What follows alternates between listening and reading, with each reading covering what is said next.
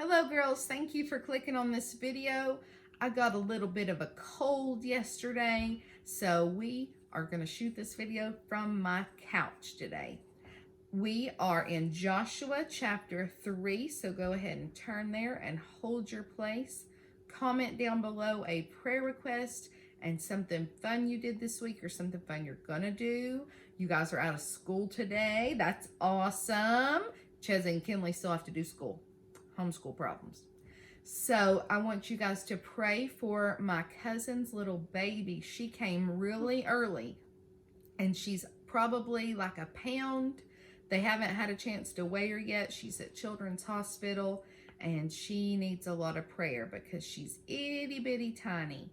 So pray for her and we will get started. Okay, so we know the children of Israel have sent spies into Jericho and they have scoped out the land, and we know that Rahab helped them out, and so her and her family were rescued and saved alive when the rest of Jericho was taken over. Now Joshua is leading the children of Israel and they are at the Jordan River. Now a lot of times when we think about the children of Israel, we think about them crossing the Red Sea with Moses, and that was amazing. But they also crossed the Jordan River with Joshua. And so they're at the Jordan River, and they're probably getting really discouraged, but God causes the waters to dry up so that they can walk through it. Let's look at verse number 3 in chapter 3. And they commanded the people, saying, when ye see the ark of the covenant of the Lord your God, and the priests, the Levites, bearing it, then ye shall remove from your place and go after it. So remember, the ark of the covenant is where God's glory dwelt back then. Now God's glory dwells in us when we accept Jesus as our Savior. But then it was in this like box that the Levites, the priests, carried. And so when the Levites carried the Ark of the Covenant into the middle of the Jordan River, the children of Israel were supposed to rise up from where they were and follow it. Let's look at verse 10 now.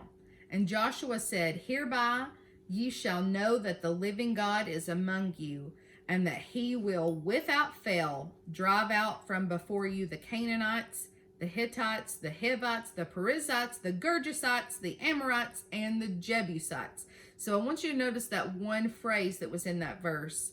He was telling the children of Israel, God will without fail protect us. He will get us over this Jordan River and he'll protect us from all of our enemies. So at this point, the children of Israel follow the Ark of the Covenant. They cross the Jordan River. Here God's done another miracle for them. And Joshua does something really awesome. Joshua commanded the leaders of the 12 tribes of Israel to go in the middle of the Jordan where they came across on dry land, and each of them grab a stone, and they were going to take it across the Jordan River and they were going to set it up as a remembrance. So even till this day, there are 12 stones as a sign and a remembrance of God's faithfulness.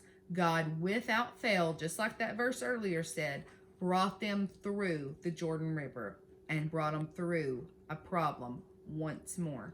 So they can trust God. And Joshua told them the reason that they made these stones of remembrance was so that their children and their children's children, when they see those stones in years to come and they ask what they are, that they can tell them that that is a symbol of God's deliverance. Let's look at the last verse in chapter 4. So Joshua chapter 4, verse 24. Joshua is telling the people the meaning or the reason of these stones, that all the people of the earth might know that the hand of the Lord, that it is mighty, that ye might fear the Lord your God forever. Now, when it says fear, remember, it doesn't mean that we should be afraid of God, but it means that we should reverence him and know how awesome he is. It doesn't mean the same as like being afraid. So the text truth today is we are to remember and share about the good things God does. So what I like to do is write down in my Bible certain things that God has done for me. So in this part of the Bible, in this story, I have written down that God delivered me and helped me on my trip to Brazil. I've said it a lot of times, but it was really hard for me. I'd never been on a plane before. I'd never been away from the girls before. And that was really, really hard for me. But God did amazing things on that trip. And it proved to me that God is faithful and He will, without fail, take care of us. So I want you to write down this week. Remember, we talked about this a couple weeks ago.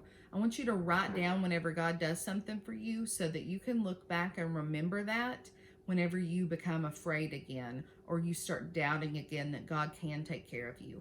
Write down, look back at the times that God has delivered you out of a problem, and that'll encourage you. I love you, girls, and I'll see you next week. Bye.